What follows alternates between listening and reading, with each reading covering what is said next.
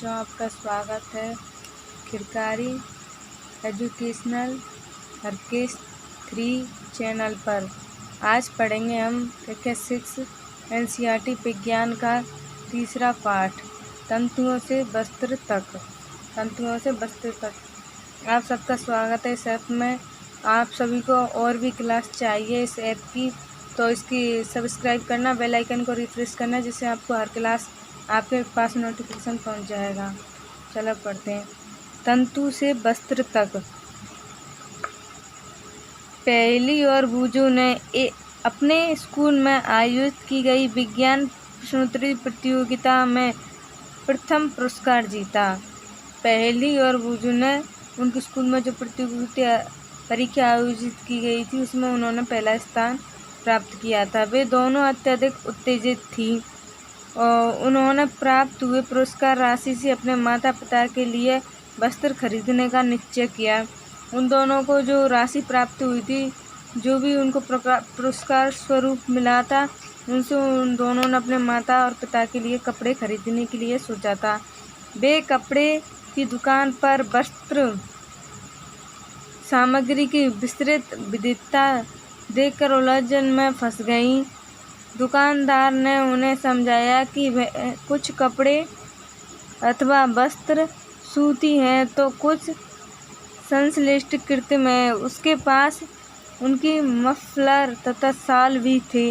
दुकान में बहुत सी रेशमी साड़ियाँ भी थीं। पहली तथा बूजू अत्यधिक उत्तेजित दिखाई दे रही थी। वे दोनों अपने माता पिता के लिए कपड़े लेने के लिए गई थी। वे बहुत खुश थी।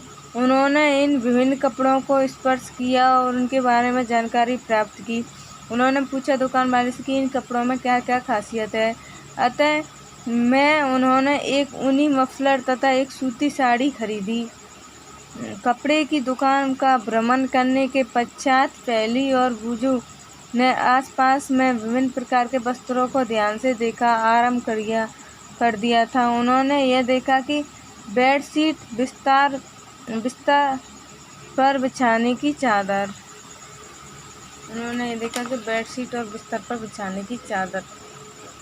कपड़े की दुकान की चित्र।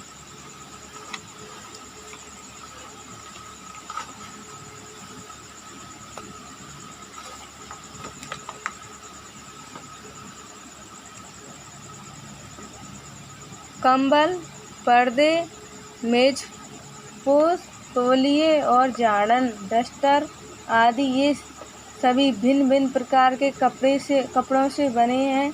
यहाँ तक कि उनके अपने बस्ते तथा बोरे भी किसी प्रकार के वस्त्र से बने हैं। उन्होंने इन सभी वस्त्रों की पहचान सूती, ऊनी, रेशमी अथवा संश्लिष्ट कृत्रिम के रूप में की।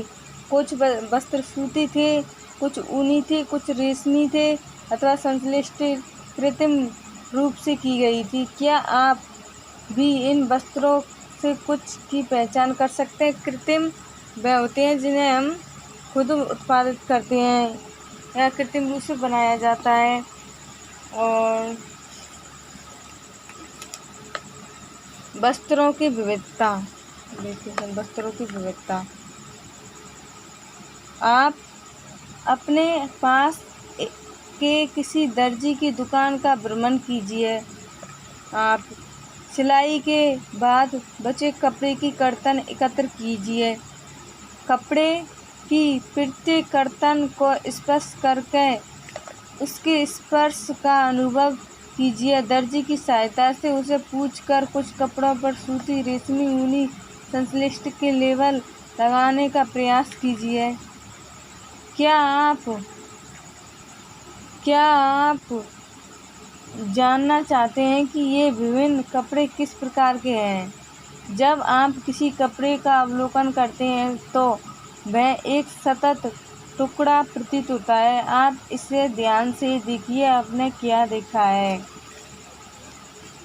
सूती कपड़े का वही टुकड़ा चुनिए जिस पर आपने क्रियाकलाप 1 में लेबल लगाया था। इसके एक सिरे पर कोई ढीला धागा तागा ढूंढने का प्रयास कीजिए और इसे बाहर खींचिए। यदि कोई ढीला है। तो इस प्रकार से आप देख सकते हैं कपड़े की कर्तन का विविध प्रकार दृश्य। इसमें से उन धागों को अलग कर करके निकाल के आप देखिए कि इसमें मतलब किस प्रकार से इसको बनाया गया है।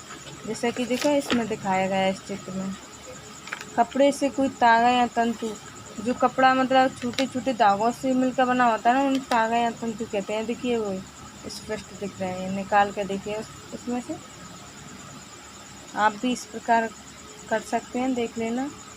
तागा दिखाई ने दे तो पिन अथवा सुई की सहायता से आप एक तागा धीरे से बाहर खींच सकते हैं।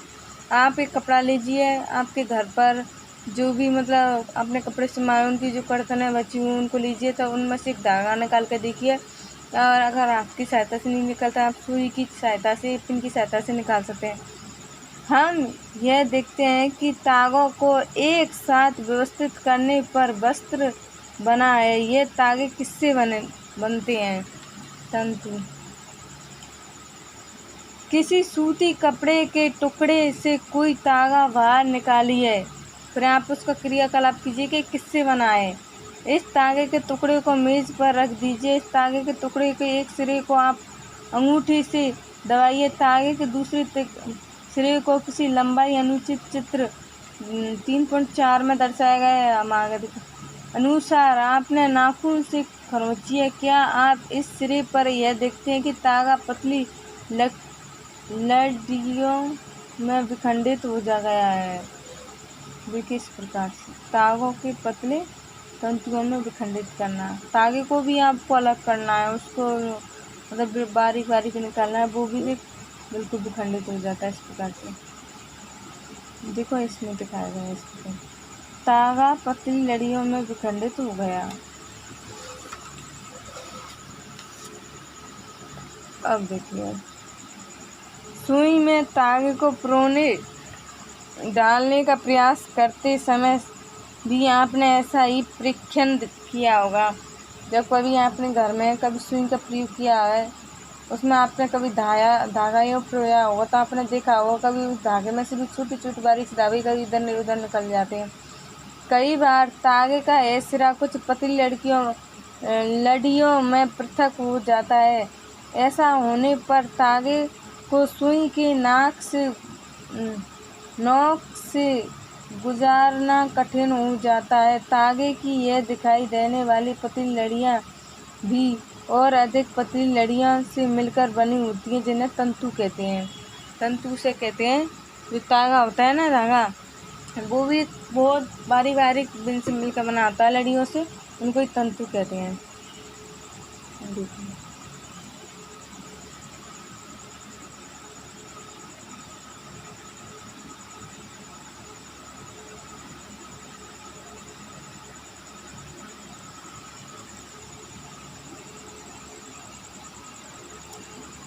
वस्त्र तागों या धागों से मिलकर बनता है तथा तागे भी आगे तंतुओं से मिलकर बने होते हैं। ये तंतु कहाँ से आते हैं? कुछ वस्त्रों जैसे सूती, जूटी, रेशमी तथा ऊनी के तंतु पादप तथा जंतुओं से प्राप्त होते हैं। कुछ तो हमें पादपों से प्राप्त होते हैं और कुछ हम जंतुओं से भी प्राप्त करते हैं। इन्हें प्राकृतिक तंतु कहते हैं। रुई दिखा हुआ आपने, कपास तथा जूट, पटसन पादपों से प्राप्त होने वाले तंतुओं के उदाहरण ऊन तथा रेशम जंतुओं से प्राप्त होते हैं। ऊन और रेशम किससे प्राप्त होते हैं? जंतुओं से प्राप्त होते हैं। ऊन भेड़ अथवा बकरी की कर्तन ऊन से प्राप्त होती है। भेड़ और बकरियों के जो बाल होते हैं ना, उनसे हम ऊन बनाते हैं। जिसे खरगोश, याक अथवा ऊँटों के बालों से भी प्राप्त किया जाता है। उनको रेशमी तंतु रेशमी कीट कूकन से खींचा जाता है। हजारों वर्ष तक वस्त्र निर्माण के लिए केवल प्राकृतिक तंतुओं का ही उपयोग होता है। पिछले लगभग 100 वर्षों से रासायनिक पदार्थों जिनका स्रोत आप अथवा जंतु नहीं है, ये तंतुओं का निर्माण किया जा रहा है। इन्हें संश्लेष तंतु कहते हैं। जो जंतुओं से और पादपों से प्राप्त नहीं होते, उनको कृत्रिम रूप से मतलब तैयार किया जाता है। संश्लेष तंतु पॉलिएस्टर, नायलॉन, एक्रिलिक संश्लिष्ट तंतुओं के कुछ उदाहरण हैं।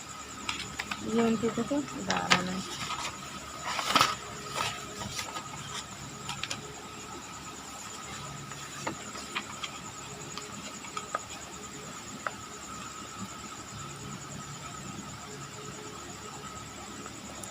कुछ पादप तंतु, रुई, जैसे कि देखो रुई।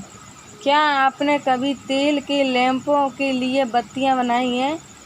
आप कभी जो दीपक जलाते हैं उनके लिए जो बत्तियां बनती हैं वो आपने कभी बनाई हैं? इन बत्तियों को बनाने के लिए आप क्या उपयोग में लेते हैं? रुई लेते हैं ना अपन। इस रुई का उपयोग गद्दों, रजाइयों अथवा तकियों में भी किया जाता है। हमारे घर के जो बस्तर, गद्दे, रजाइयाँ बनी हुई होती है ना, इनमें रुई का उपयोग किया जाता है। कुछ रुइयाँ लीजिए, इसे खींचकर पृथक कीजिए और इसके किनारे को ध्यान से देखिए। आपने क्या परीक्षण किया?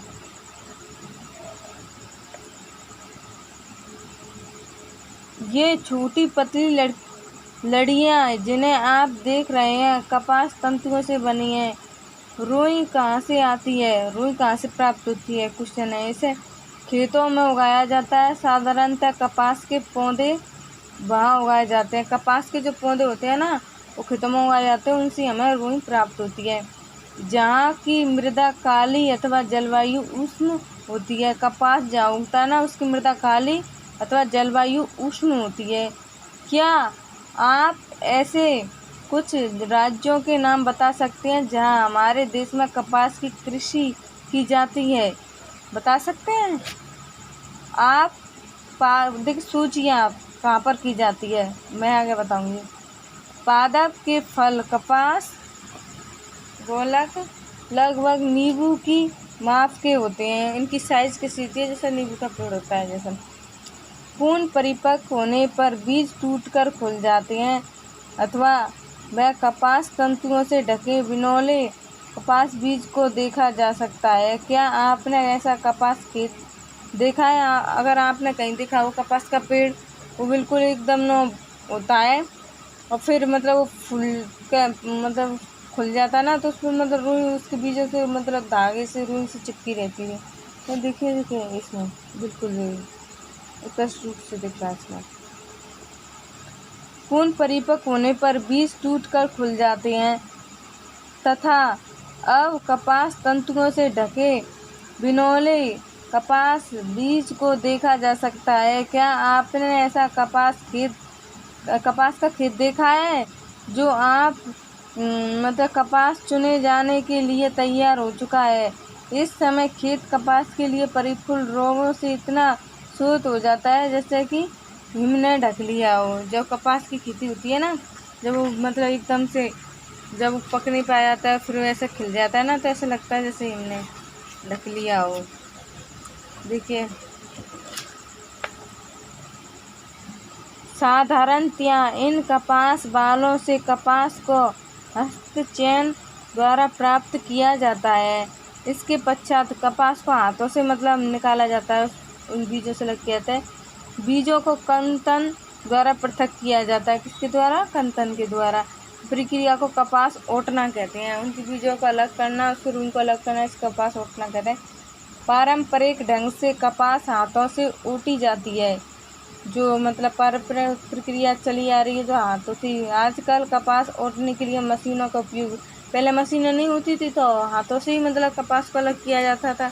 देखिए इस चित्र में कपास ओटने का तरीका ऐसा ओटते थे हाथों से। एक लकड़ी है, इसमें मतलब कुछ कीले वगैरह से लगी हुई है और इनको अंदर इधर करना। अब देखिए पढ़ते हैं जूट के बारे में। जूट पटसन। पटसन तंतु को पटसन पादप चित्र 3.8 में के तने से प्राप्त किया जाता है। भारत में इसकी खेती वर्षा ऋतु में की जाती है। कपास जूट पटसन की खेती कब की जाती है? वर्षा ऋतु में। भारत में पटसन को प्रमुख रूप से पश्चिमी बंगाल, बिहार तथा असम में उगाया जाता है। जूट को कहाँ उगाया जाता है? पश्चिमी बंगाल, बिहार तथा असम में उगाया जाता है। सामान्यतः पटसन पादप फसल को पुष्पन अवस्था में काटते हैं। इसको क्या है, इसको पुष्प अवस्था, इसमें पुष्प यानी फूल की अवस्था में काटते हैं इसको। फसल कटाई के पश्चात पादपों के तनों को कुछ दिनों तक जल में डुबोकर रखते हैं। इनके पादप होती है ना, इसके तने इसको है ना जल में डुबोकर रखते हैं। ऐसा करने पर तने गल जाते हैं और उन्हें पटसन तंतुओं से हाथों द्वारा पृथक किया जाता है। ये गल जाते हैं, फिर इनको हम हाथ से अलग कर सकते हैं। वस्त्र बनाने से पहले इन सभी तंतुओं को तागों में परिवर्तन कर दिया जाता है। तागों ऐसा कैसा किया जाता है, क्वेश्चन देखिए इस चित्र में कैसे पटसन पादप। अब आ जाइए, देखिए 3.9 रुई से तागा बनना है, ऐसा तागा बनता है रुई से।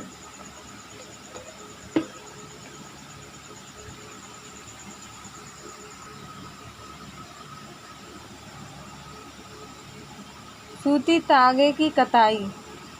आप स्वयं सूती तागा बनाने का प्रयास कर सकते हैं। एक हाथ में कुछ रुई पकड़िए, दूसरे हाथ के अंगूठी तथा तर्जनी के बीच कुछ रुई की चुटकी भरिए और धीरे धीरे रुई से बाहर की ओर खींचिए तथा रेशों को लगातार ऐंठते भी रहिए। क्या आप तागा बना सकते हैं? हाँ, आप तागा बना सकते हैं घर पर यदि प्रयास करें तो।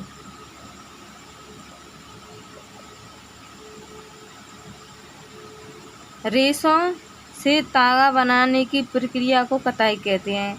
क्या कहते हैं? कताई। इस प्रक्रिया में रुई के एक पुंज से रेशों को खींचकर ऐंठते हैं। ऐसा करने से रेशे पास पास आ जाती हैं और तागा बन जाता है। कताई के लिए एक सरल युक्ति हस्त तकुआ का उपयोग किया जाता है, जिसे तकली कहते हैं। हाथ से तकली कहते हैं इसको, सरल युक्ति को। प्रचलित कताई में उपयोग होने वाली एक अन्य युक्ति चरखा है। चरखा से भी करते हैं इसको। चरखे के उपयोग को राष्ट्रीय महात्मा गांधी ने स्वतंत्रता आंदोलन के एक पक्ष के रूप में लोकप्रिय प्रदान की थी।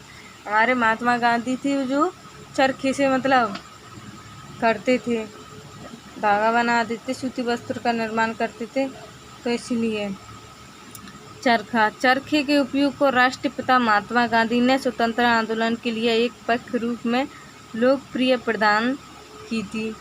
इन्होंने लोगों को हाथ कते तागे से बुने वस्त्र, खादी को पहनने तथा ब्रिटिश की मिलों से बने आयातित कपड़ों का बहिष्कार करने के लिए प्रोत्साहित किया था। इन्होंने लोगों से कहा था कि जो मतलब ब्रिटिश के कपड़ों को ना पहने, मतलब वहाँ से आयात होते हैं उनको ना पहने और हमारे देश के सूती कपड़ों को पहने। उन्होंने एक संदेश दिया था और लोगों को प्रोत्साहित भी किया था। खादी के प्रचलन को बढ़ावा देने के लिए भारत सरकार ने 1956 में एक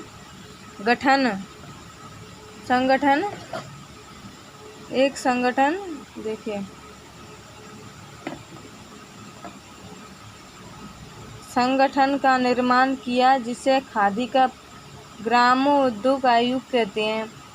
बृहद पैमाने पर तागों की कताई का कार्य कताई मशीनों की सहायता से किया जाता है। कताई के पश्चात तागों का उपयोग वस्त्र बनाने में भी किया जाता है। 3.5 तागे से वस्त्र।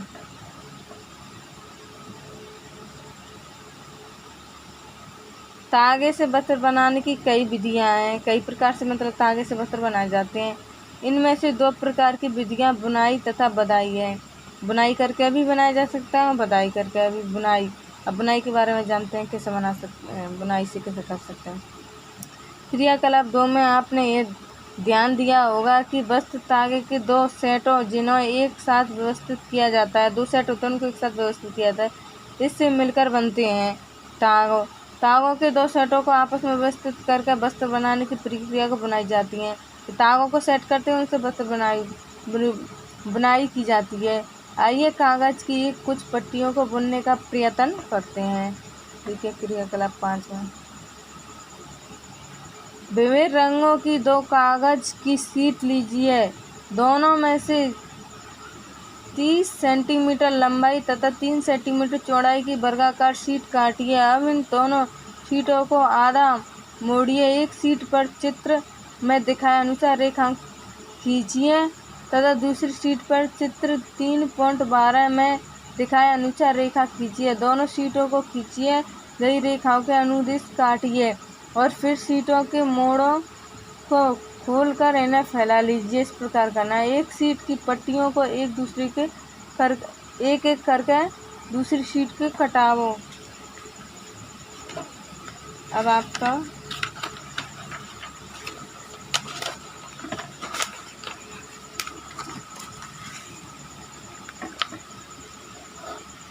देखिए,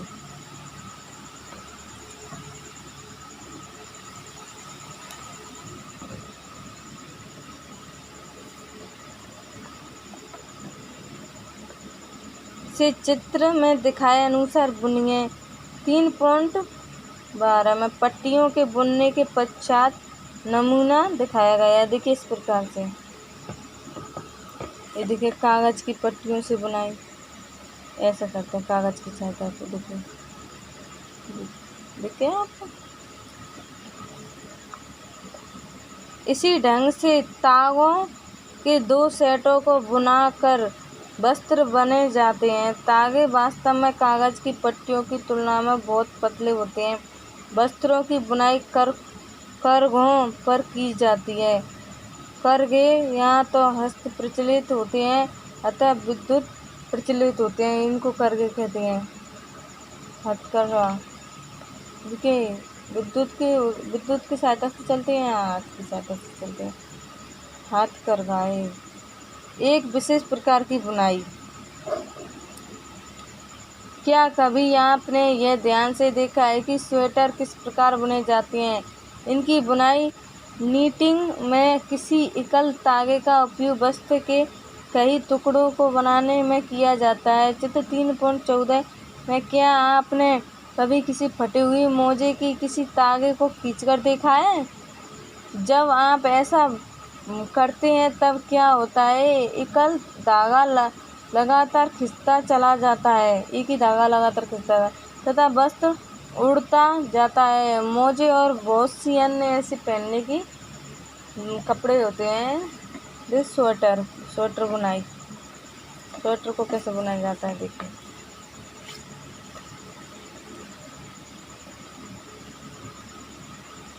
वस्तुएं ऐसी बुनाई द्वारा बने वस्त्रों में बुनाई जाती हैं। इस प्रकार की बुनाइयां हाथों से तथा मशीनों द्वारा भी की जाती हैं। दोनों प्रकार की बुनाइयों का उपयोग विभिन्न प्रकार के वस्त्रों के निर्माण में किया जाता है। इन वस्त्रों का उपयोग पहनने की विधि वस्तुओं को पहनने के लिए भी बनाने में भी किया जाता है। पहली यह जानना चाहती है कि क्या आप नारियल के बाहरी खोले के तंतुओं से बने किसी वस्त्र को देखा है? इन तंतुओं को सामान्यतः किन कार्यों में उपयोग लिया जाता है? तो पहली जानना चाहती है और हम भी जानेंगे। देखिए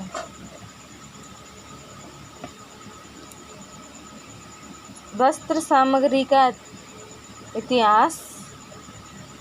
क्या आपने कभी यह जानने का प्रयास किया है कि प्राचीन काल में लोग पहनने के लिए किस सामग्री का उपयोग करते थे? आपने कभी सोचा है किस सामग्री का करते थे? सोचो। वस्त्रों के विषय में पूर्व प्रमाणों से ऐसा प्रतीत होता है, जो पहले के जो प्रमाण मिले हुए हैं ना, वो क्या पहनते हैं उससे प्रतीत होता है कि प्रारंभ में लोग वृक्षों की छाल के बड़ी बड़ी पत्तियां तथा जंतुओं के चर्म अथवा समूह से अपने शरीर को ढकते थे। बस पत्तियों से और छालों से और शरीर को ढकते। कृषि समुदाय में बसना आरंभ करने के पश्चात लोगों ने पतली पतली टहनियाँ तथा घास को बुनकर चटाइयाँ, डालियाँ, टोकरी बनाना सीख लिया था। जब वो कृषि में करने लग गए, जब लताओं, जंतुओं की ऊन, बालों को आपस में ऐंठ देकर लंबी लड़ियाँ बनाई, इनको बुनकर वस्त्र तैयार किया। और पूर्व में भारतवासी रुई से बने वस्त्र पहनते थे, जो गंगा नदी के निकटवर्ती क्षेत्र में उगाई जाती थी। क्या पहनते थे? रुई के वस्त्र। फ्लेक्स भी एक पादप है जिसे प्राकृतिक तंतु कहा जाता है। प्राचीन मिस्र में वस्त्रों को बनाने के लिए रुई तथा फ्लेक्स की कृषि नील नदी के तटवर्ती क्षेत्रों में की जाती थी।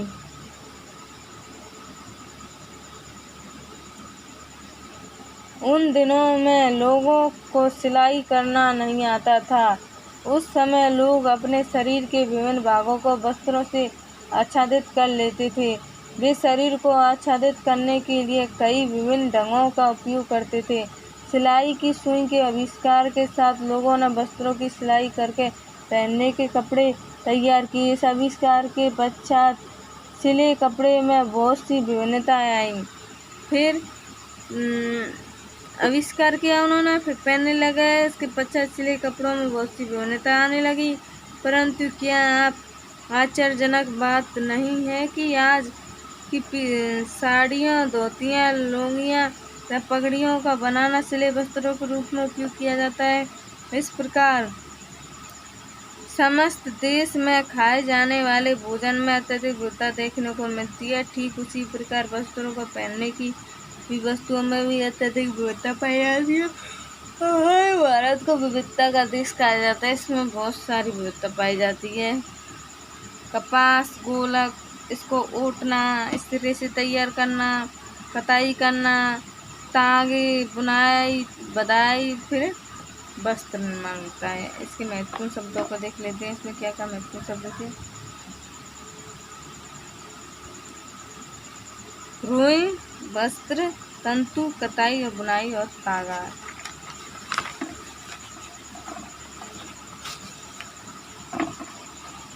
देखिए इसके महत्वपूर्ण बिंदुओं को देख लेते हैं और क्वेश्चन आंसर आपको करना होगा, जब तो पता चलेगा कि आपने क्या समझा। वस्त्र सामग्री अथवा वस्त्रों में विविधता होती है। विभिन्न प्रकार के लोग विभिन्न तरह के कपड़े पहनते हैं। सबकी वेशभूषा अलग अलग होती है। जैसे कि ठाकुर ठाकुरानी वेश और पंजाबी, हरियाणवी, मीना, गुजरी, लुगड़ी, मतलब विभिन्न प्रकार के लोग। हमारे देश में विभिन्न बोलियां पाई जाती हैं, विभिन्न प्रकार के रहन सहन पाए जाते हैं, इसलिए देश को विविधता का देश कहा जाता है। वस्त्र तागों से बनते हैं, जिन्हें तंतुओं से बनाया जाता है। वस्त्र किससे बनते हैं? तागों से, और तागों को तंतुओं से मिलकर बनाया जाता है। तंतु या तो प्राकृतिक होते हैं तथा संश्लेषित रेशम, ऊन, जूट कुछ प्राकृतिक तंतु, जबकि नायलॉन, पॉलिएस्टर कुछ संश्लेषित तंतु के उदाहरण हैं। रुई और जूट जैसे तंतु पादपों से प्राप्त किए जाते हैं। तंतुओं से तागा बनाने की प्रक्रिया को कताई कहते हैं। तागों की बुनाई दो प्रकार से की जाती है। यही होता है आपका अध्याय नंबर 3 समाप्त। आपको अच्छा लगा तो लाइक करना, कमेंट करना और मेरे चैनल को सब्सक्राइब करना, बेल आइकन को रिफ्रेश करना, जिससे आपको मैं जो भी नया पाठ पढ़ाऊँ सबसे पहले आपके पास पहुँचे। और प्लीज़ शेयर कर देना अधिक से अधिक। और मैं चाहती हूँ कि बहुत सारे बच्चा पढ़ें, क्योंकि बहुत सारे लोगों तक ये ज्ञान पहुँचे। हम भी मेहनत करते हैं आप लोगों के लिए, तो आपका भी फर्ज बनता है कि आप इसको अधिक से अधिक शेयर करें। धन्यवाद।